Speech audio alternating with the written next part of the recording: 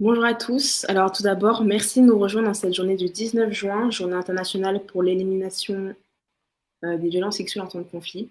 Alors, le webinaire de ce soir est la résultante d'une étroite collaboration entre l'ONG We Are Not Weapons of War, soit Nous ne sommes pas des armes de guerre, fondée par Céline Bardet, la juriste internationale, et qui porte depuis près de 6 années maintenant la voix des femmes, des hommes et des enfants victimes de violences sexuelles dans les conflits armés.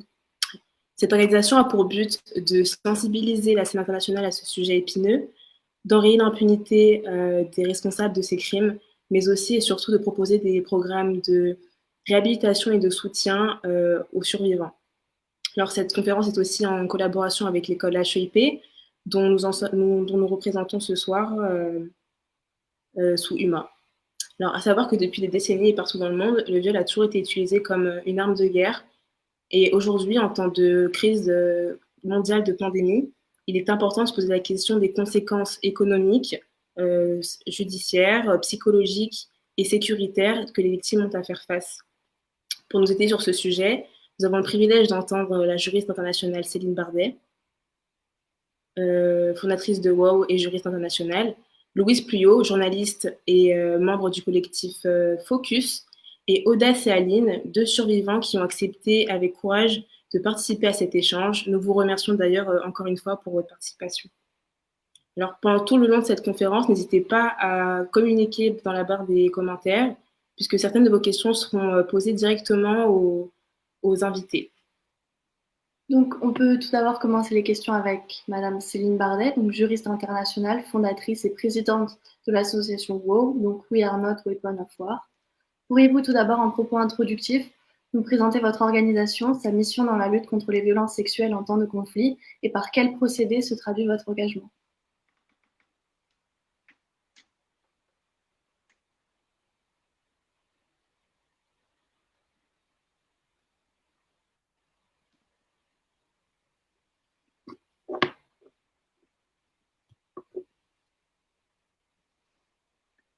Bonsoir. Oui, bonsoir. Vous m'entendez? Excusez-moi parce que j'ai eu un problème de son. Donc, je veux bien qu'on répète la question parce que je ne vous ai pas entendu. Très bien. Donc, pourriez-vous, en propos introductifs, nous présenter votre organisation, sa mission dans la lutte contre les violences sexuelles en temps de conflit et par quel procédé se traduit votre engagement? Merci. Alors d'abord, bonsoir à toutes et à tous. Nous, on est ravis avec We Are Not Weapons of War de co-organiser ce live ce soir. Comme vous savez, nous, on ne le fait pas beaucoup ni souvent. Et aujourd'hui, c'est la journée internationale, comme vous l'avez bien dit, pour l'élimination des violences sexuelles dans les conflits. Donc, on a voulu avoir ce live pour permettre à tout le monde de pouvoir participer et de poser des questions, et puis aussi de pouvoir donner la parole aux survivants. Voilà. Donc j'ai créé l'ONG We Are Not Weapons of War il y a maintenant presque 6 ans et elle vise à lutter contre les violences sexuelles dans les conflits. Et comme on le sait, aujourd'hui, les progrès que nous avons, c'est qu'on parle beaucoup plus des violences sexuelles dans les conflits. Quand j'ai créé We Are Not Weapons of War en 2014, on en parlait extrêmement peu, extrêmement rarement. Et pas du tout de la bonne façon aussi souvent. Donc là, on avance beaucoup et il faut bien comprendre que, quand on parle de violences sexuelles dans les conflits ou dans les zones fragiles, c'est-à-dire qu'on inclut là-dedans, toutes les zones dans lesquelles, il y a, des pays en transition, post-conflit ou des crises politiques, électorales pendant des périodes d'élections ou alors encore les routes de la migration. Tous ces environnements qui deviennent à un moment chaotique, le viol et les violences sexuelles sont utilisés comme une arme contre les femmes en grande majorité, comme on le dit beaucoup, mais aussi à l'encontre des hommes et des enfants dont on parle moins, mais dont on commence aussi à se rendre compte que ce sont des victimes au même titre que les femmes quand il s'agit de ces violences sexuelles et d'ailleurs des violences sexuelles en général. Voilà. Une des problématiques qu'on a aujourd'hui, c'est que par exemple, on parle beaucoup des violences sexuelles dans les conflits, mais on n'a pas de chiffres. On sait que c'est pandémique, On sait que, par exemple, là, au moment où je vous parle, à peu près entre 15 et 20 pays dans le monde, et je pense que je suis en dessous, il y a des violences sexuelles qui sont commises actuellement. On sait que c'est endémique, souvent systématique, parfois organisé à un niveau étatique, donc là, systémique. Et en même temps, on n'a pas de chiffres. Et on n'a pas de chiffres parce qu'il n'y a jamais eu d'étude globale sur cette question. Nous, c'est ce que nous voudrions lancer et par manque de ressources pour l'instant, on avance assez doucement sur cette question, mais il faut qu'il y ait une véritable étude sur cette question afin qu'on sache aussi de quoi on parle. Et l'autre raison à ça, c'est que, comme on le sait, les survivants de violences sexuelles ont beaucoup de mal à parler. Et surtout, en fait, la réalité, c'est pas qu'elles ont du mal à parler, c'est qu'on ne les écoute pas. Et donc, elles deviennent assez invisibilisées et on a du mal à savoir où se trouvent ces victimes, quels sont leurs besoins et dans quelle proportion, en fait, dans un pays, on a de nombre de victimes de violences sexuelles. Voilà. Et après, j'ai oublié la deuxième partie de votre question. Je ne sais plus ce que c'était. C'était par quel procédé se traduit votre engagement? Bah, mon engagement, alors en fait, mon engagement, il est là depuis plus de 20 ans parce que moi, je travaille sur les crimes de guerre et les crimes internationaux depuis le début de ma carrière, en fait. Je suis juriste internationale, ça j'aurais peut-être dû le dire au départ. Je suis aussi enquêtrice criminelle internationale. Et du coup, j'ai travaillé beaucoup sur la question des crimes de guerre et des crimes internationaux, la question du terrorisme, la question, tout ce qui touche aux réformes judiciaires des pays post-conflit. Et puis, au fur et à mesure, je me suis aperçue, parce que je suis énormément sur le terrain, je passe à peu près 60% de mon temps sur des zones de conflit ou de post-conflit, et je me suis aperçue qu'il y avait un vrai problème relatif à la question des violences sexuelles. Comme je le disais tout à l'heure, ben, qu'à l'époque, on en parlait peu. J'ai travaillé au tribunal pénal international pour l'ex-Yougoslavie où ça a été des crimes qui ont été jugés au tribunal. Donc, c'est pas qu'on ne s'en occupait pas, parce qu'en fait, on s'en occupait, mais on en parlait peu au niveau du grand public. Et là, je me suis dit qu'il fallait peut-être que je trouve une autre forme d'engagement. C'est-à-dire, moi, je considère que mon métier, déjà, c'est un engagement, parce que je travaille sur les droits de l'homme et la criminalité internationale. Mais j'ai décidé de créer cette ONG parce que je me suis dit que ça allait être une forme d'engagement plus civil, plus sociétal et plus abordable au niveau du grand public. Donc, mon engagement, il se traduit évidemment par le travail de mon ONG, c'est assez évident. Mais comme je disais tout à l'heure, il se traduit aussi par tout ce que je fais, parce que depuis le départ, dans le cadre de mon travail, j'ai un engagement très fort par rapport à ça et à la question des droits de l'homme et de la justice en général. Et qui sont les acteurs que vous accompagnez, ceux avec qui vous collaborez au sein de votre ONG? Alors, l'ONG, alors en fait, nous,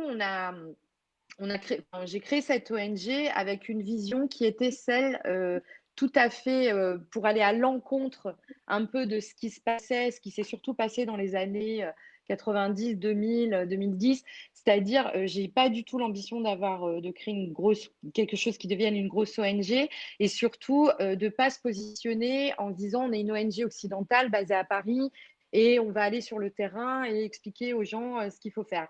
Donc, nous, on ne travaille pas du tout comme ça. On travaille en fait en partenariat actif, total avec les locaux. Donc, que ce soit des associations dans les pays au niveau local, que ce soit les survivants, et on va en parler tout à l'heure, et elles sont vraiment partie prenante de notre travail. Et puis, on travaille bien sûr avec des organisations internationales. On est en lien très proche avec les Nations Unies. L'OTAN, maintenant, s'engage beaucoup sur la question des violences sexuelles. On a co-organisé un forum international qui a été initié par la Grande-Duchesse du Luxembourg. On a co-organisé ce forum qui s'appelle Stand, Speak, Rise Up avec Denis Mukwege l'année dernière. Donc, on travaille avec différents acteurs au niveau local et ou international. Mais nous, c'est vrai que c'est important de dire qu'on est extrêmement attachés à travailler en collaboration égale avec les partenaires locaux. Et en fait, l'idée, c'est qu'on est un peu une organisation parapluie, C'est-à-dire qu'on est là pour produire l'expertise dont les gens ont besoin, mais on développe des projets qui sont quasiment mis en œuvre au niveau local d'eux-mêmes.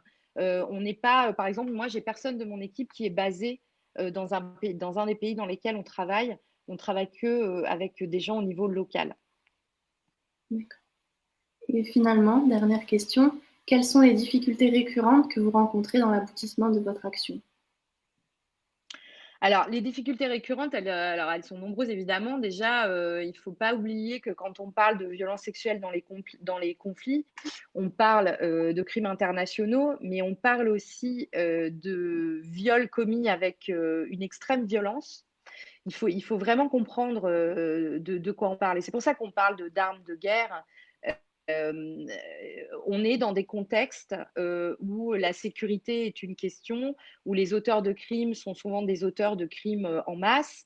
La sécurité, c'est une des premières choses qui est une difficulté quand on travaille. Il y a des zones dans lesquelles on ne peut pas aller, où on peut aller avec difficulté. On va discuter tout à l'heure avec Aline qui est burundaise. On travaille sur la région, sur le Burundi. On n'est pas encore allé aujourd'hui au Burundi. On espère pouvoir y aller. Mais voilà, ça, c'est le genre de difficultés qu'on a, premièrement. Deuxièmement, les autres difficultés, c'est que nous, on a une approche très innovante sur notre manière de travailler. Donc, comme je disais tout à l'heure, comme notre idée, c'est vraiment de donner le pouvoir au local de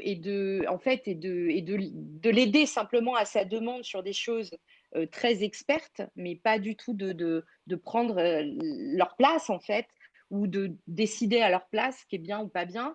On a des approches assez innovantes. Donc, on a un programme qui s'appelle Foster a Survivor, qui est un programme d'aide de réhabilitation individuelle au niveau social, économique et psychologique pour les survivants de viols de guerre. C'est-à-dire que nous, on regarde non seulement ce qui s'est passé et comment elles s'en remettent, mais aussi comment elles peuvent reprendre leur vie avec un projet professionnel, éducatif, quel qu'il soit. Et je pense que tout à l'heure, peut-être qu'Audace va nous en parler. Et puis, on a surtout pour résoudre un des défis qu'on a, qui est celui de la difficulté pour accéder aux victimes. On a développé un outil digital qui s'appelle le Backup, qui est un outil sécurisé et qui permet, dont on a passé cette année, on a terminé les tests terrain qui ont été extrêmement positifs. Et d'ici la fin de l'année, on va pouvoir déployer l'outil.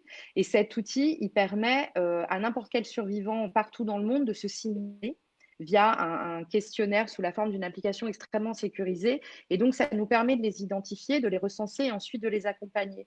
Et ça fait partie justement des obstacles qu'il peut y avoir parce que c'est très difficile d'avoir accès aux survivants. Enfin, il y a beaucoup de victimes qui se trouvent dans des endroits absolument inaccessibles et qui n'ont pas ou quasiment pas de moyens en fait de s'alerter parce qu'on est dans des zones où évidemment il n'y a pas un cabinet médical je sais pas, à 3 kilomètres. Ça ne se passe pas comme ça, les choses ne sont pas comme ça quand on prend la région du Kivu. Le Kivu, c'est immense. Donc, il y a pas des centres ou des services à proximité. Et puis, souvent, elles ne sont pas en mesure non plus de venir se rendre auprès des services. Donc, nous, on a réfléchi à essayer de renverser cette situation et donc de créer un outil qui permette, au contraire, pour les victimes de manière très simple de s'alerter, c'est-à-dire de dire, voilà, je suis là, j'existe, il m'est arrivé ça et je suis là, et donc d'amener les services auprès d'elles plutôt que le contraire. Donc c'est une façon de résoudre les défis qu'on peut rencontrer. Et puis, la dernière chose, c'est que évidemment, comme on le sait, c'est un sujet qui est extrêmement tabou. C'est un sujet dont pas beaucoup de personnes ont envie d'entendre parler. C'est très difficile, on le voit même dans les médias, etc. C'est pas des sujets. Souvent, les journalistes nous disent oui, bon, d'accord, le viol de guerre, on sait, mais quand même, on en a déjà parlé, donc ça va. C'est pas très positif et tout ça. Donc c'est ça aussi la question, c'est que je pense qu'il faut vraiment qu'on change cette image-là parce que les violences sexuelles dans les conflits, c'est un problème de paix et de sécurité.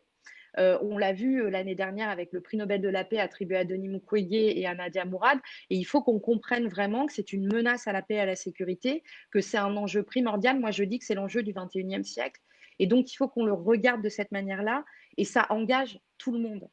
Et ça c'est un vrai défi parce que justement, on a encore le sentiment que les violences, d'ailleurs, ça c'est valable pour les violences sexuelles en général, je crois, vraiment, et on a ce débat en France en ce moment depuis quelques temps, c'est qu'on a une impression que la question des violences sexuelles, ça concerne soit que les femmes, soit en gros que les victimes.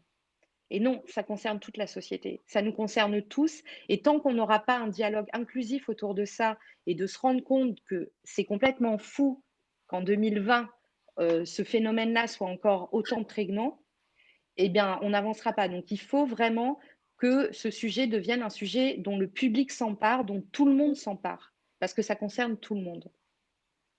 Merci beaucoup Céline Barlet. Des questions peut-être sur le chat? Oui, donc je réitère, si vous êtes spectateur, vous avez des questions à poser, n'hésitez vraiment pas.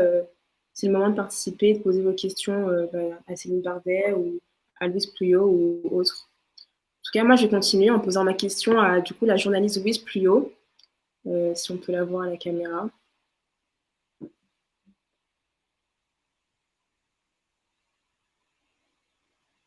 Bonjour. Bonjour. Donc, ma question, c'est la suivante. La question des viols comme arme de guerre dans les conflits, elle est rarement couverte par les médias. On peut même parler d'une certaine opacité sur le procédé méthodique que sont le viol comme arme de guerre. Et vous avez fait le choix de briser ce silence-là, en fait. Donc, pourriez-vous peut-être, en votre position de journaliste, nous expliquer pourquoi les médias ne s'emparent pas de ce sujet précisément?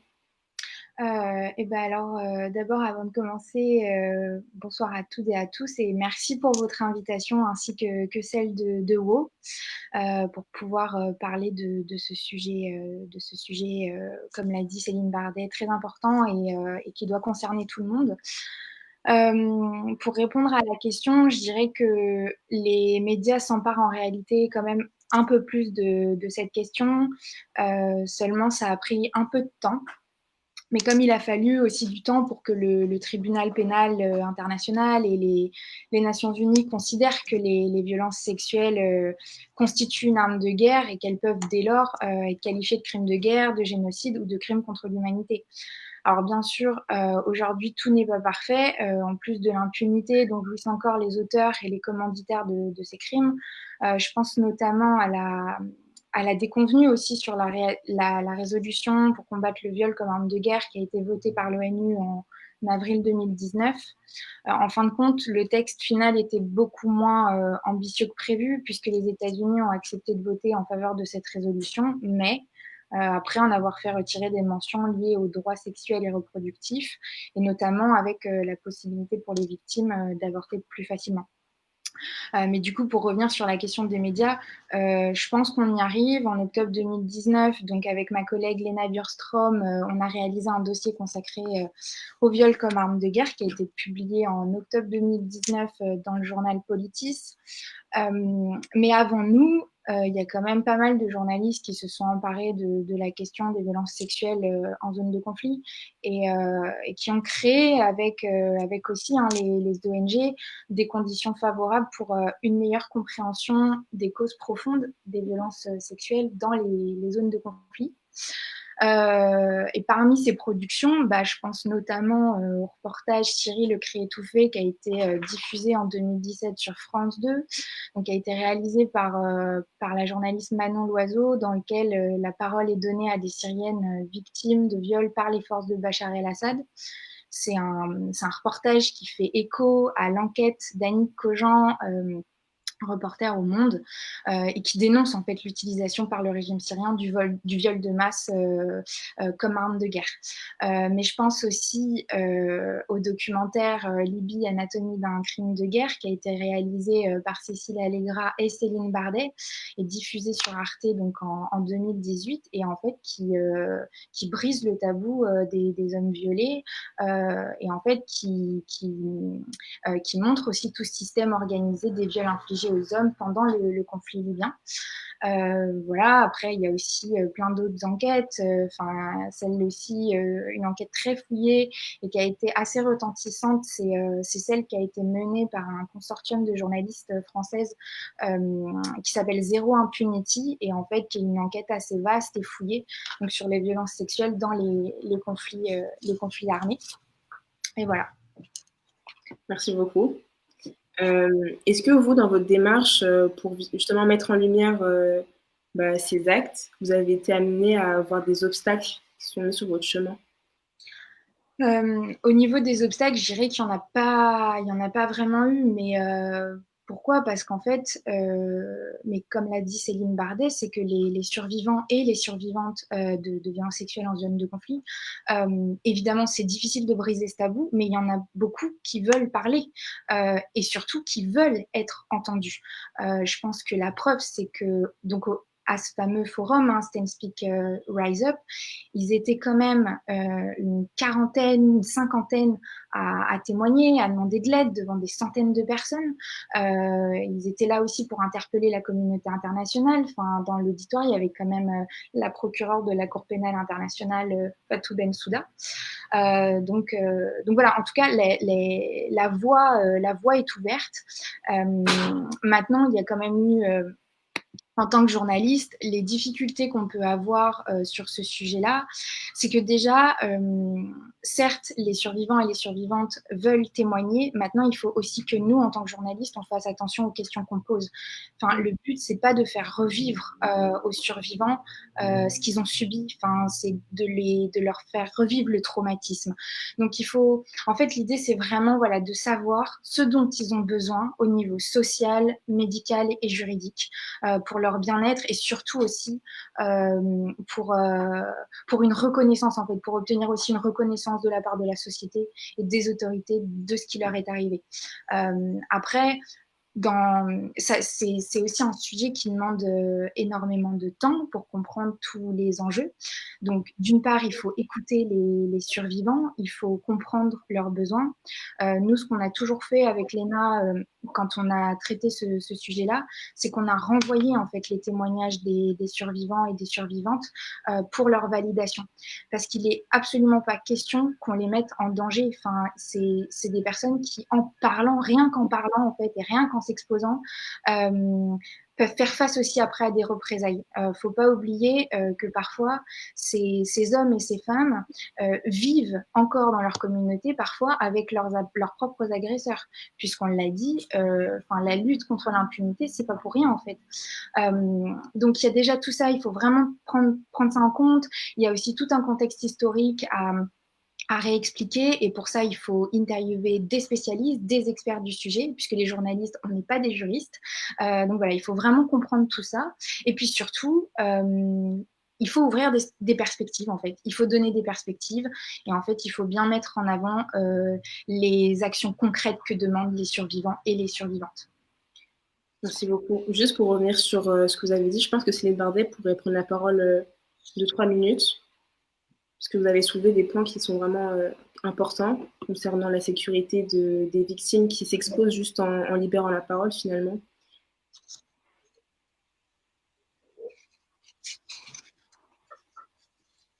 On attend juste techniquement que ça se mette en place.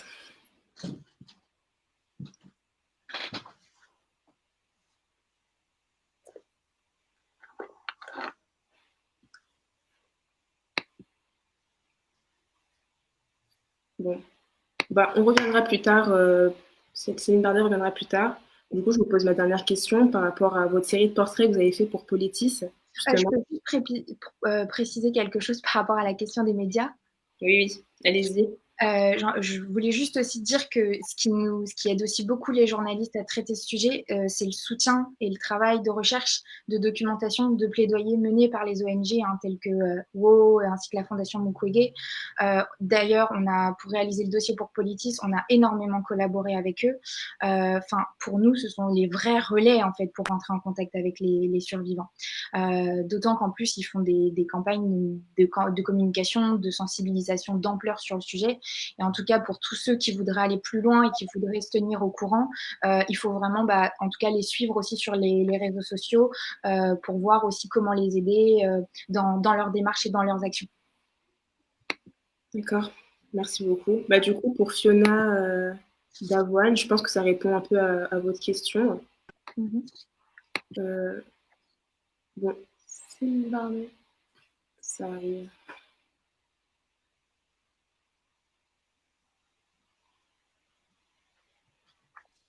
Oui, merci. Je voulais souligner d'abord parce que tout ce que dit Louise, je trouve que c'est extrêmement intéressant sur la question, et elle l'a évoqué d'ailleurs, Louise, sur la question des ressources documentaires, etc. Il y a beaucoup de films, il y a un peu moins de livres. Moi, il faut que je fasse un livre, on me le demande depuis assez longtemps, mais il faut juste que je trouve le temps. Ce qu'il y a aussi, c'est que je voulais souligner, c'est qu'on se rend compte qu'il y a beaucoup de choses en fait accessibles en anglais. C'est-à-dire que les pays anglo-saxons ont beaucoup développé sur la question, alors que justement en France, on est encore, et en tout cas sur les langues francophones, on est un petit peu en retard. Mais je voulais simplement réagir sur ce que disait Louise, oui, sur la question de la sécurité, et comme on va passer juste après aussi à entendre des survivants. Bien sûr que c'est très important, et ce que je disais en ouverture aussi, c'est des crimes, sont des crimes qui se passent dans des contextes extrêmement violents, dans des communautés, et où dans la plupart des endroits, les agresseurs se trouvent encore avec les victimes. On sait aussi que les violences sexuelles dans les conflits, même si ça change beaucoup, il y a un problème d'impunité judiciaire, comme pour les crimes de guerre, parce que ce sont des procès extrêmement compliqués à voir arriver. Et donc, toute cette impunité fait que les victimes, elles sont dans une situation de sécurité dont il faut prendre en compte. Et l'autre chose que je voulais dire suite à ce que Louise vient de dire, c'est que oui, on entend souvent, en fait, les victimes ne parlent pas. Si, elles parlent, et en fait, comme l'a très bien dit Louise, elles veulent parler. Et quand les journalistes, évidemment, moi je connais plein de journalistes, et quand les journalistes contactent, sont en face de victimes, etc., les victimes, elles veulent parler. Alors après, il faut faire attention. Et j'allais dire aussi de pouvoir presque les protéger contre elles-mêmes.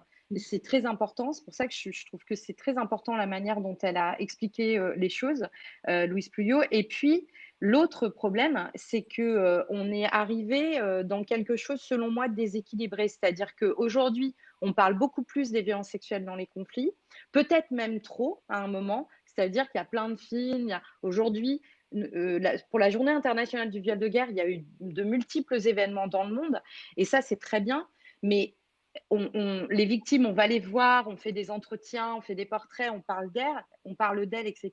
Le problème, c'est qu'est-ce qui se passe pour elles après.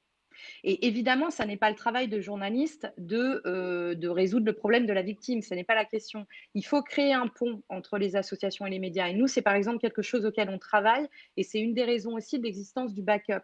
C'est pour permettre aux journalistes ensuite de pouvoir dire à ces victimes, enfin de les ramener vers nous pour qu'on puisse les prendre en charge, par exemple, si elles ne sont pas prises en charge. Mais c'est tout le problème qu'elles ont. Et je pense que là, je vais faire la transition, mais quand on va écouter les survivants, et d'autant plus aujourd'hui en période de pandémie, le problème des survivants, c'est que même si aujourd'hui ils sont plus écoutés, pas encore tout à fait entendus, mais en tout cas quand même beaucoup plus qu'avant, euh, en termes d'action et de soutien concret, il se passe quasiment rien pour eux. Et le problème, il est exactement là. Et ce que vous me demandiez tout à l'heure aussi dans la question des défis, il est là. C'est-à-dire qu'aujourd'hui, il y a beaucoup d'argent qui est déversé sur la question des violences sexuelles dans les conflits, tant mieux. Maintenant, il y a un peu un mystère, en tout cas, moi qui travaille là-dedans, c'est un mystère que je pose, parce que l'argent, on ne le voit pas, c'est-à-dire qu'il y a beaucoup de conférences, il y a beaucoup de protocoles de développer, de choses, de machins, de conférences, etc., alors qu'il faut de l'argent sur des projets ciblés qui puissent aider les survivants. Et effectivement, je vois Monsieur Magirus qui mentionne le livre blanc du forum Stand Speak Rise Up. C'est très juste de le mentionner, parce que donc nous, on est absolument ravis d'avoir participé à Stand Speak Rise Up. Et c'est le livre blanc, il donne énormément d'informations sur ce forum et sur ce qui a été fait. Donc voilà, donc moi, je voulais juste réagir là-dessus, parce que ce qui est important après, et d'ailleurs, pour Stand Speak Rise Up, il y a une association qui a été créée après, et donc dans l'idée de financer des projets ensuite. Et c'est ça qui est important. C'est qu'on ne peut pas continuer à demander aux victimes de s'exprimer, de parler, et qu'ensuite, derrière, il ne se passe rien pour elles. Parce que ça aussi, c'est un énorme problème, tant en termes de sécurité, parce qu'elles s'exposent, mais aussi en termes psychologiques. Parce que en fait, elles ont l'impression qu'on les prend en considération et qu'il va se passer quelque chose pour elles, et puis ensuite, il ne se passe rien. Et ça n'est pas possible en fait. Et donc, il faut absolument réfléchir à ça et faire les choses de manière coordonnée et voilà, avoir ça en tête. Donc, je voulais vraiment intervenir là-dessus parce que je pense que ça, c'est ultra, ultra, ultra important. Voilà, merci. Juste une question pour vous, Céline, dans le chat. Julie demande s'il y a déjà eu des condamnations pour violences sexuelles de guerre. Oui, oui, bien sûr, il y a eu des condamnations. C'est vrai que en plus, c'est une bonne question parce que c'est aussi, moi, je suis très obsédée par ce qu'on appelle la narrative, c'est-à-dire, il y a des choses qui se disent, qui se mettent en place et en fait, on ne sait pas d'où ça sort et ensuite, ça donne une certaine forme d'impression. Quand je dis ça, je pense par exemple au fait que on entend beaucoup, et nous on le dit aussi parce que c'est aussi une réalité, c'est-à-dire on parle beaucoup d'impunité judiciaire, mais l'impunité judiciaire, elle existe parce que ce sont des crimes compliqués à prouver et à poursuivre. Néanmoins, il y a évidemment des jugements, et ça c'est important de le dire. Moi, je suis rentrée au tribunal pénal international pour l'ex-Yougoslavie en 99. Attention, personne n'essaie de calculer mon âge. Et en fait, déjà à cette époque, on a conduit des procès très importants au niveau international sur la question des violences sexuelles, parce qu'il y a eu beaucoup de violences sexuelles dans le cadre du conflit en Bosnie. Donc ça, c'est important de le rappeler. Et puis, il y en a au niveau international, il y en a aussi au niveau national. Par exemple, depuis un certain temps, les tribunaux militaires en République démocratique du Congo conduisent certains procès. Alors, il y a avec un travail qui est fait avec des ONG qui sont extrêmement impliquées sur ces questions, notamment l'ONG Trial. Donc, il y en a pas assez, mais il y en a. Donc, c'est ça qu'il faut continuer à faire. Et nous, on travaille aussi beaucoup à pousser à ce qu'il y ait des procès au niveau local. Et la dernière chose que je vais dire, puisque c'est l'image comment dire, c'est l'image qu'on a mis dans le leaflet de présentation pour ce live. Mildred, qui est une survivante au Zimbabwe avec sa fille qui est née du viol, dont on s'occupe depuis 2014, que moi je connais en fait depuis 2013. On a gagné son procès au Zimbabwe devant la Cour suprême. C'est extrêmement important parce que l'État a été reconnu responsable de son échec de ne pas être intervenu. Elle n'a pas pu avorter suite à son viol, etc. Je ne vais pas rentrer dans les détails, mais donc il y a des choses qui sont faites. Il faut qu'il y en ait plus. Mais il ne faut pas avoir dans l'idée non plus qu'il y a une impunité totale, parce que ça n'est pas le cas. Mais il faut continuer. Par exemple, Louise parlait de la Syrie. Ben, la Syrie, par exemple, là, on est dans une impunité totale pour le moment, puisqu'il n'y a rien qui se passe pour la Syrie. Merci beaucoup. Bah, du coup, j'ai une autre question qui s'adresse à Louise Puot et qui va rebondir aussi sur le portrait de Mildred, justement. Louise, vous avez fait une série de portraits de survivantes et de survivants au temps du Covid-19 pour Politis. D'ailleurs, pour tous ceux qui seraient intéressés, les articles sont libres d'accès sur le site. Alors, au travers de ces témoignages, dans quelle mesure et à quelle hauteur vous avez constaté qu'il y avait que les ruptures économiques et judiciaires durant cette crise, elles ont impacté la vie des victimes? Oui, effectivement, on a demandé à un Politis de les mettre en libre accès. Et du coup, je voudrais juste dire que d'un point de vue psychologique, la crise sanitaire du Covid, elle a suscité chez toutes les survivantes qu'on a interviewées beaucoup de stress, parce que c'est du stress qui s'ajoute aux souvenirs douloureux aussi des viols. Je voudrais citer Grace, donc une survivante ougandaise, qui dit dans son témoignage, cette crise sanitaire, c'est comme rajouter une lourde pierre sur quelque chose qui est déjà lourd à porter. Et en fait, donc dans cet article, on s'est concentré sur 4 survivantes d'Afrique, et qui sont aussi membres de SEMA, qui est le réseau mondial des survivantes et survivants de violences sexuelles en zone de conflit. Toutes, évidemment, ont témoigné leur inquiétude dès le début du confinement. Déjà, d'abord à cause d'un manque criant d'informations. Esperande, donc réfugiée burundaise en Afrique du Sud, est présidente d'un réseau de survivantes qu'elle a elle-même créé, qui s'appelle PEFISA. Elle explique en fait que dès le début au départ de la crise, il y avait des fake news qui circulaient sur les réseaux sociaux, comme quoi seuls les Blancs pouvaient être impactés par le Covid-19 et pas les Noirs. Donc du coup, quand les premiers cas ont été détectés en Afrique du Sud, bah, ça a été un peu la panique. Après, Esperandé et d'autres membres de SEMA, elles ont pu trouver du soutien, notamment et ainsi que des informations fiables et précises grâce à une conversation qu'elles ont toutes entre elles sur une conversation WhatsApp.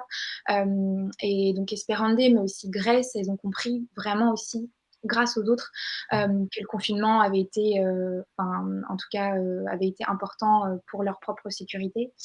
Maintenant, toutes les survivantes n'ont pas accès à Internet, mais comme elles n'ont pas accès à l'électricité ou à l'eau courante, les produits d'hygiène ne leur ont pas tous été distribués. Enfin, on l'a vu, hein, les produits d'hygiène, les prix des produits d'hygiène ont flambé.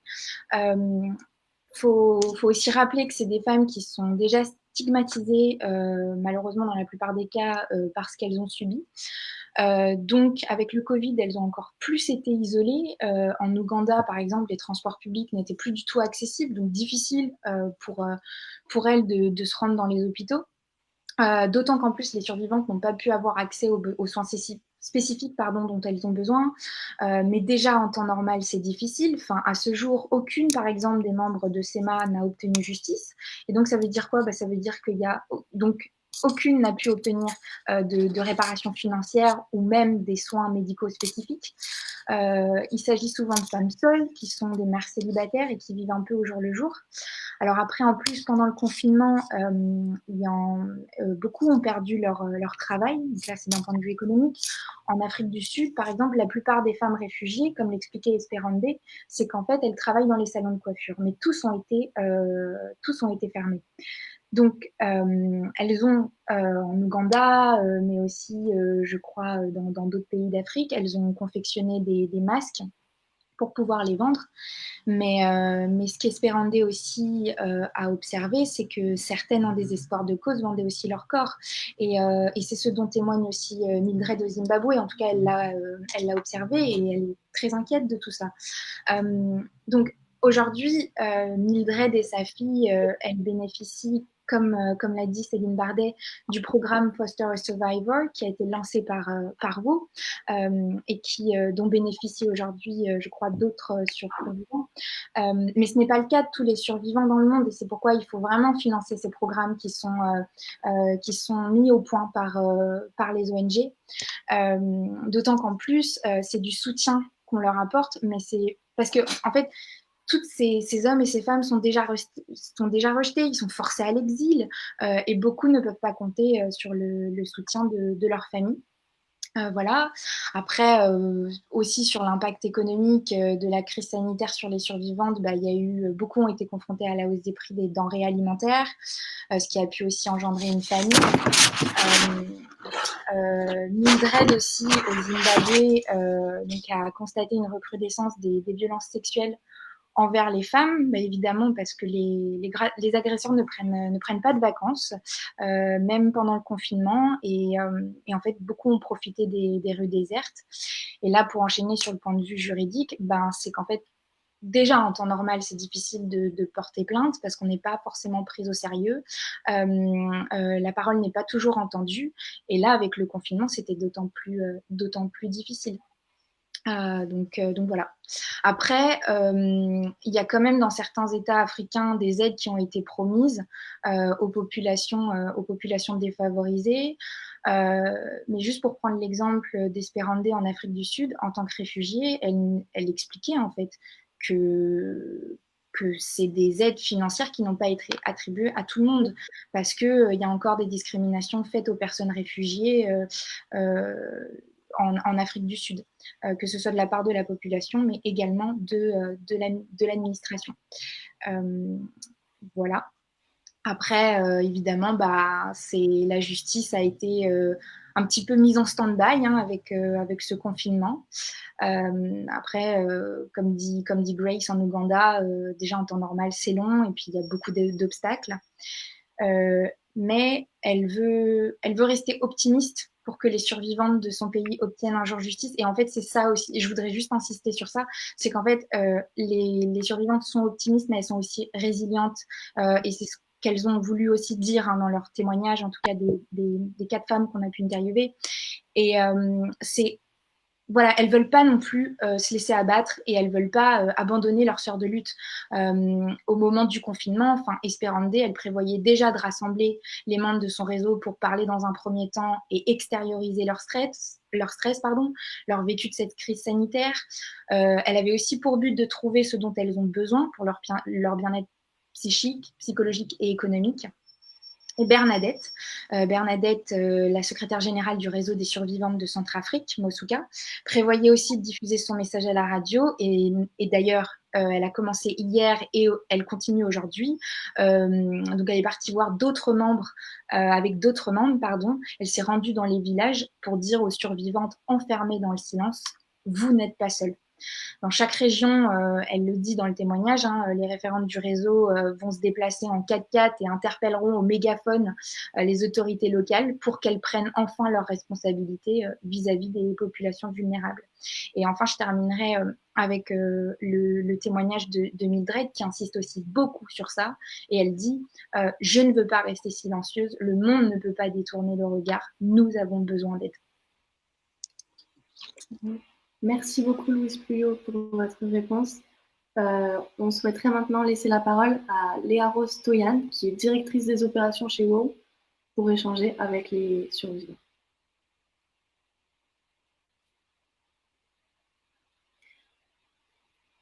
On ne vous entend pas, Léa Rose. Bonjour à tous. Oui, vous m'entendez maintenant? C'est bon. Ok. Bonsoir. Donc merci pour l'introduction et merci à Céline et Louise pour ces échanges passionnants. Je vais être très courte puisque je suis très heureuse aujourd'hui de pouvoir donner la parole à 2 personnes, 2 survivants burundais, Aline et avec qui nous travaillons et que nous avions notamment rencontré dans le cadre des phases pilotes de Backup que nous avons entamé en 2019. Sur le déploiement de Backup, nous avons rencontré un certain nombre de survivants avec qui nous avons échangé et avec qui nous travaillons actuellement, notamment dans le cadre du programme Foster a Survivor. Donc, je vais être très courte. Là, je pense que Aline n'est pas très loin. Et je voudrais lui donner la parole, qu'elle se présente et qu'elle explique un petit peu la situation dans laquelle elle se trouve pour pouvoir aussi partager avec l'auditoire de manière un petit peu plus concrète la question des violences sexuelles et surtout de donner la parole aux premières personnes concernées. Voilà. Bonjour Aline. Bonjour, j'allais dire que c'est le bonjour Léa Rose. Tu vas bien Aline? Oui, je vais super bien. Oui. Bon, bah écoute, là je te donne la parole pour que tu profites et de nous présenter un petit peu où est-ce que tu te trouves et comment tu vas et ton histoire. Voilà. Comme tu l'as dit, moi je suis Aline Mounezero, je suis d'origine burundaise. Je suis réfugiée dans un des pays limitrophes du Burundi, précisément au Rwanda. C'est là où j'ai été contrainte d'être. Je n'ai pas voulu, mais je me suis retrouvée là-bas. C'était très difficile de quitter mon pays, de quitter ma maison, de quitter ma famille, de laisser derrière tout. C'était horrible, mais la sécurité et la paix, c'était les choses les plus importantes pour moi et pour ma famille, mes enfants en général. Et tu es partie quand du Burundi, Aline? J'ai quitté le Burundi le 20 janvier 2016. D'accord. Et donc depuis, tu es au Rwanda ou avec ta famille? J'ai vécu au Rwanda pas mal d'années, mais comme je tombais souvent malade suite au stress dans lequel je vivais toujours dans le stress, vu le traumatisme avec les atrocités que j'ai vécues, que j'ai subies. j'ai été aussi contrainte de quitter Kigali pour pouvoir bénéficier des soins adéquats et spécifiques. Et maintenant, je suis en train d'être soignée dans un des pays européens. Parce que sans la vie, une personne n'est rien. D'abord, la vie. Bien sûr. Et du coup, ta famille, et je sais que tu es encore en contact avec toute ta communauté burundaise qui est réfugiée au Rwanda. On entend plein de bruit derrière, d'ailleurs. Est-ce que tu peux nous raconter un petit peu la situation au Rwanda pour les réfugiés, pour que faire justement Vous allez m'excuser du bruit parce que là où je suis, il y a plein de personnes, il y a des enfants et on ne parlait pas la même langue pour les faire faire un problème pour moi. Mais il n'y a pas de problème. Si on peut avoir la confirmation logistique que ça va, on entend Aline. Céline et toi, peut-être vous avez eu la chance d'être sur terrain à Kigali. Vous êtes témoin de ce qui se passe là-bas. Vous étiez en contact avec les victimes et les survivantes, pas seulement les Burundaises ou bien les Burundais. Il y a d'autres survivants des autres pays qui sont à Kigali. Et comme beaucoup de personnes s'y nomment, le Rwanda, c'est la Suisse de l'Afrique. Le Rwanda, c'est un pays où le pouvoir d'achat est beaucoup même supérieur. Pour les survivantes, mener une vie à Kigali, je ne sais pas, c'est un casse-tête. Comme tu viens de le dire dans ce moment de la pandémie du coronavirus, comme je suis restée en contact avec mes sœurs, mes frères qui sont restés là-bas, j'entendais le témoignage de mon frère Ndagijimana Audace. Je dirais que pour le moment, tout le monde avec qui je parle, c'est une douche froide hivernale. Et comment vous faites du coup? Est-ce que c'est de l'entraide par la communauté? Parce que il n'y a pas d'accès aux soins, ça on le sait très bien et on l'a vu avec notre travail sur le terrain. Donc comment vous vous débrouillez pour survivre? C'est tellement difficile parce que au Rwanda, il y a des réfugiés qui vivent dans le camp. Dans le camp spécifiquement, il y a des réfugiés qui vivent dans le camp de Mahama. Il y a d'autres qui n'ont pas choisi de vivre dans le camp, qui sont restés dans les villes du Rwanda, partout sur le sol rwandais. Et là, c'est la majorité de ceux qui sont restés sur ceux qui ne vivent pas dans les camps, qui ont plus de problèmes par rapport à ceux qui vivent dans les camps. Parce qu'avant, il y avait une ONG qui travaillait avec le Haut Commissariat des Nations Unies pour les réfugiés, qui nous aidait pour les soins. C'est une ONG qui s'appelait AHA.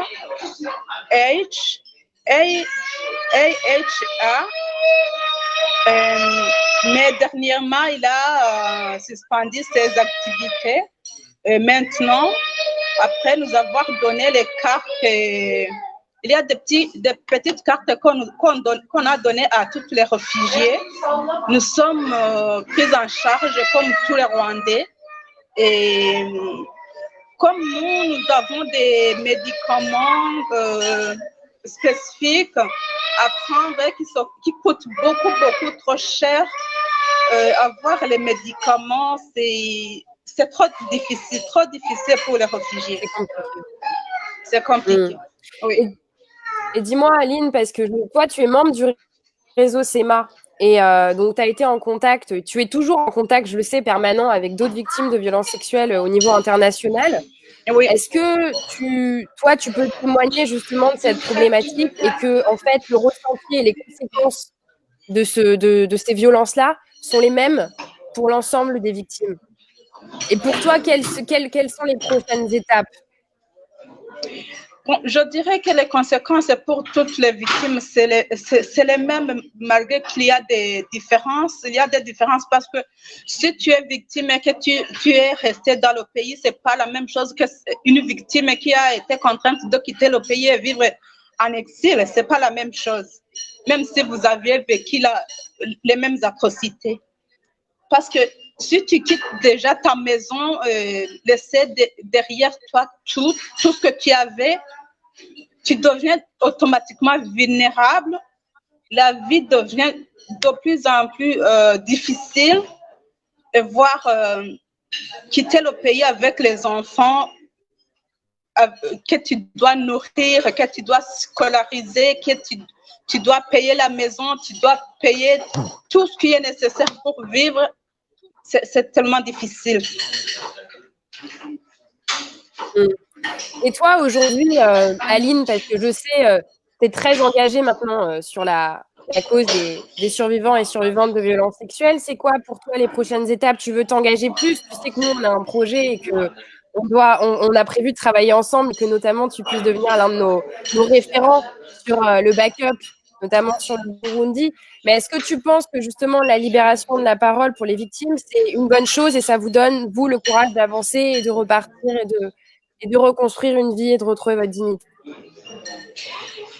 Oui, Léa Rose, comme tu le dis, si tu as quelque chose qui t'angoisse, qui ronge ton cœur, si tu ne parviens pas à parler, ça devient une bombe à retardement.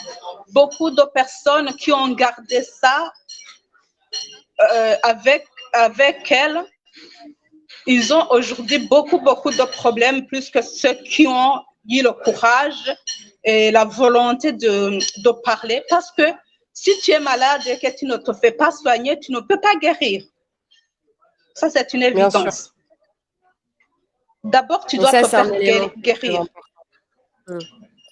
Mais il faut aussi, il y a un enjeu qui est là avec les cultures, les différentes cultures des pays. Par exemple, mon pays, le Burundi, parlait une chose relative au sexe. C'est comme si tu es une personne, je ne sais pas comment tu es qualifiée, c'est comme si les personnes peuvent te juger comme si tu n'as pas d'éducation, tu es mal élevé, je ne sais pas. Mais au fur et à mesure, quand tu restes silencieuse, ça te détruit davantage. C'est là où même moi, j'ai trouvé la force de pouvoir parler tout ce que j'ai vécu, tout ce qui m'a poussé à quitter mon pays. Sinon, si je restais dans mon pays, moi aussi, je n'allais pas parler. J'allais garder tout ça à moi. Et aujourd'hui, je ne pense pas que je serais en vie. Je ne repense pas que je serais en vie. Parce que dans les pays, surtout de l'Afrique, et beaucoup de pays, ces violences sexuelles sont faites par les milices qui sont affiliées au parti au pouvoir. Ces agresseurs-là sont protégés par les administratifs locaux. Tu ne peux même pas porter plainte parce que là où tu vas, on te demande est-ce que tu as des preuves? Comme si c'était un film pornographique que tu jouais en live. Partout, ou bien si tu commences à ouvrir la bouche, on te dit, il y a des menaces derrière toi déjà. Pas seulement toi seul, même ta famille, tes enfants, tes soeurs, tes frères. Toute la famille est exposée si tu oses ouvrir la bouche. Raison pour laquelle beaucoup de personnes chez moi, même dans d'autres pays, préfèrent garder le secret. Oui, et c'est tout l'intérêt. C'est pour ça aussi que nous, tu vois, et tu le sais, Aline, à We Are Not Weapons of War, on a développé Backup juste aussi pour permettre à vous d'avoir un moyen de parler en toute sécurité et justement aussi de pouvoir préserver vos preuves à des fins déjà de prise en charge et de processus judiciaire. Donc, en tout cas, Aline, là, merci beaucoup. Je vois les commentaires sur le côté. Merci vraiment pour ton témoignage et j'aimerais encore te laisser beaucoup plus de temps pour parler, mais je sais qu'on aura l'occasion et que certainement les personnes ont plus de questions et on pourra y répondre dans un second temps parce que de toute façon, nous, à WO, on est en contact avec Aline en permanence. Et merci beaucoup, Aline, parce que tu sais, je vais donner la parole à l'un de tes camarades, Audace, qui par contre, lui, malheureusement, ne peut pas être connecté aujourd'hui. Donc, il nous a fait un message audio que je voudrais partager avec vous. Et préciser aussi que c'était très important pour l'ONG de donner la parole aussi à un homme, puisque souvent, mais comme l'ont très bien dit Céline et Louise, la question des violences sexuelles ne concerne pas uniquement les femmes. Donc du coup, je vais tenter en direct de partager avec vous un audio, l'audio d'Audace qui témoigne aussi, bon ça dure 2 minutes, c'est assez court, de son histoire. Et puis si vous avez des questions, je pourrais aussi lui poser via WhatsApp. Voilà, donc j'espère que ça va marcher, je le tente. Bonsoir, je m'appelle Ndagijimana Audace, je suis réfugié burundais. Je me suis réfugié au Rwanda depuis octobre 2017. Il y en a qui se sont réfugiés sains et saufs, mais moi, je n'ai pas eu cette chance. J'ai été torturé au Burundi par le service national de renseignement et j'ai échappé de justesse jusqu'au Rwanda. Arrivé au Rwanda, je n'ai pas trouvé de soutien pour une assistance médicale. J'ai choisi d'habiter en dehors des cas et prendre des risques de ne pas être assisté par le HCR. Aussi, à la nuit du 17 juin, un groupe de 3 personnes, on a identifié, m'ont rencontré dans ma chambre avec des machettes et m'ont fait des coups sur le front et sur la main droite. Mais pour le moment, je suis en sécurité totale. Au Rwanda, la sécurité est totale, mais aussi la vie est chère. Mais cette sécurité qui risque d'être unique dans la région. J'ai dû choisir la sécurité et c'est très important pour moi. La pandémie de Covid a secoué le monde entier et ceux qui avaient de quoi à faire ont perdu leur travail.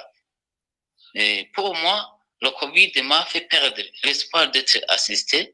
Je saisis cette occasion pour remercier l'organisation We Are Not a Weapon of War de l'assistance et de l'accompagnement qu'elle m'a fait et qu'elle continue de me faire. Mon projet est de continuer mes études. La formation est en cours et j'attends avec les autres la réouverture des écoles. Je remercie encore une fois l'organisation We Are Not a Weapon of War de l'équipement qu'il continue de me donner maintenant. Maintenant, je vais m'occuper utilement, je pense. Oui, merci. Merci beaucoup. Donc voilà, je ne sais pas si je suis encore en ligne ou pas, mais c'était le témoignage d'Audace qui est très court. Malheureusement, on n'a pas pu l'avoir en audio, mais pour repréciser, donc Audace c'est accompagné dans le cadre du programme Foster a Survivor que l'ONG We Are Not Weapons of War a développé, qui est un projet d'accompagnement individuel. Et Audace est l'un des premiers bénéficiaires avec Mildred dont on a parlé tout à l'heure, et on l'accompagne justement dans sa réinsertion éducative. Puisqu'Audace avait fait des études auparavant et veut les continuer au Rwanda. Donc nous, on a vraiment cette approche personnelle, individuelle, et on est à l'écoute de leurs besoins et surtout de leurs objectifs de vie en termes de réinsertion. Donc voilà, merci beaucoup. C'était très court, 1 heure, c'est compliqué. Merci encore à Aline pour ton témoignage. Et puis de toute façon, si vous suivez un petit peu les activités de We Are Not Weapons of War et d'autres organisations sur la question, nous on est présents sur le terrain et on partage en permanence nos actions sur le terrain. Voilà, merci beaucoup.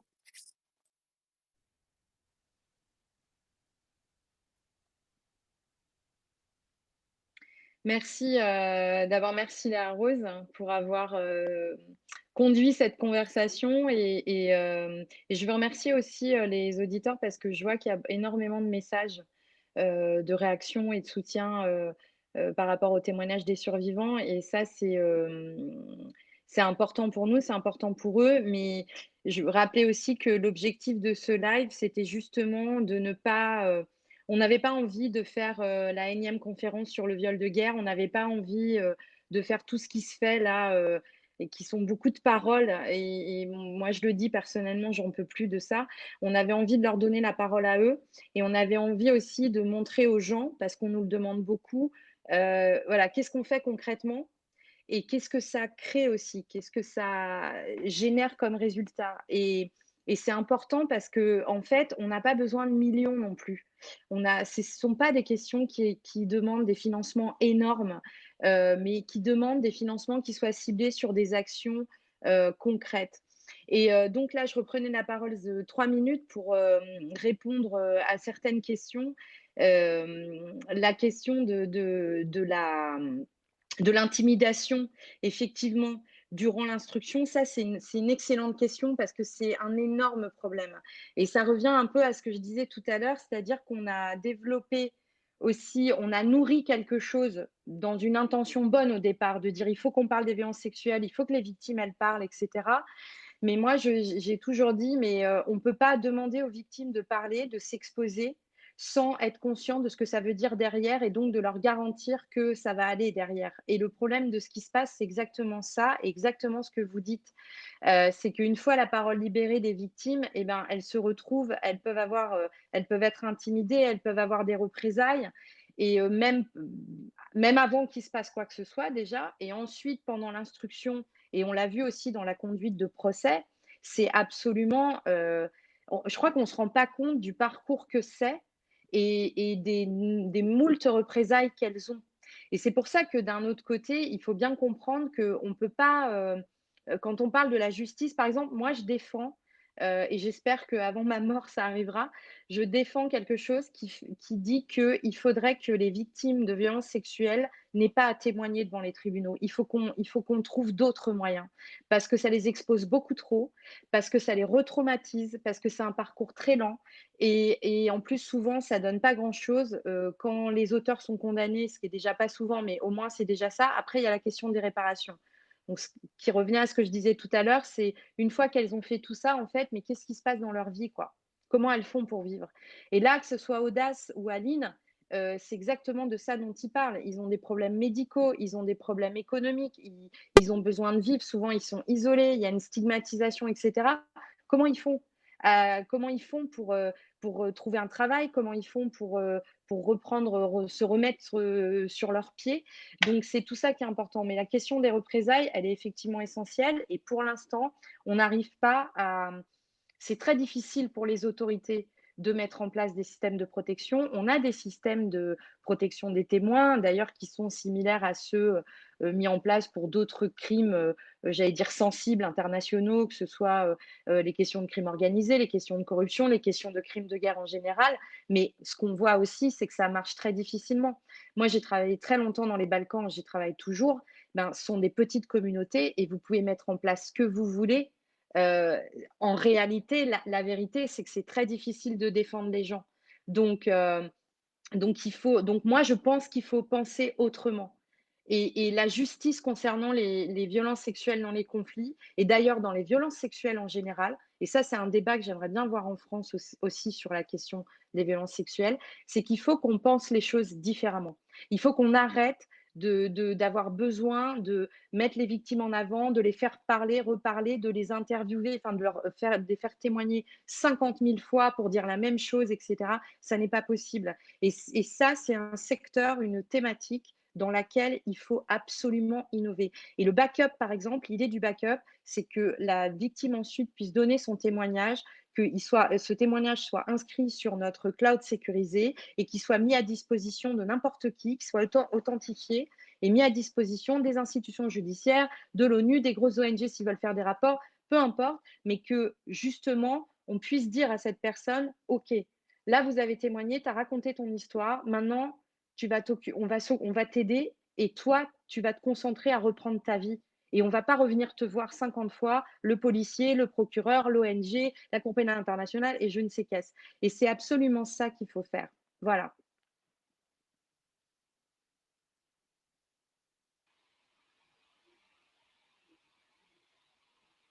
Très bien, merci beaucoup Céline. Merci tout le monde. Je pense qu'il est maintenant l'heure du mot de la fin. Désolée, 1 heure c'est très court. Dans un premier temps, je tiens vraiment à remercier mesdames et messieurs au nom d'HUIP, plus particulièrement de l'association UMA, mais également de l'association WOW, donc We Are Not Weapon of War de Céline Bardet, de votre participation à ce webinaire. Merci. Plus généralement, merci à tous pour votre engagement contre l'utilisation du viol en tant qu'arme de guerre. C'est une fierté d'avoir pu échanger avec vous aujourd'hui. Tout spécialement, et j'aimerais insister dessus, Audace et Aline, merci d'élever la voix et de nous partager votre histoire. Votre courage est vraiment une source d'inspiration pour nous tous. Comme nous l'avons vu, grâce à nos intervenants engagés, il est aujourd'hui nécessaire de prendre conscience de l'impact du viol en temps de conflit et de le juger pour ce qu'il est, c'est-à-dire un crime. Le choc qu'est la pandémie de Covid-19 sur ces hommes, femmes et enfants, victimes de violences sexuelles utilisées comme armes de guerre, ne doit pas être négligé et un soutien doit leur être apporté. Il est nécessaire que la communauté internationale mette dès à présent en place des solutions, une aide à ces survivants pour que le coronavirus ne soit pas un traumatisme de plus et surtout que les coupables ne restent pas impunis. Merci à vous d'avoir suivi cette webconférence. Rendez-vous sur le blog du Petit H, qui est le nouveau nom de la virgule d'HEIP, pour des interviews et à bientôt. Et l'interview va être publiée sur WOW également, voilà, si vous voulez la retrouver. Merci à vous tous.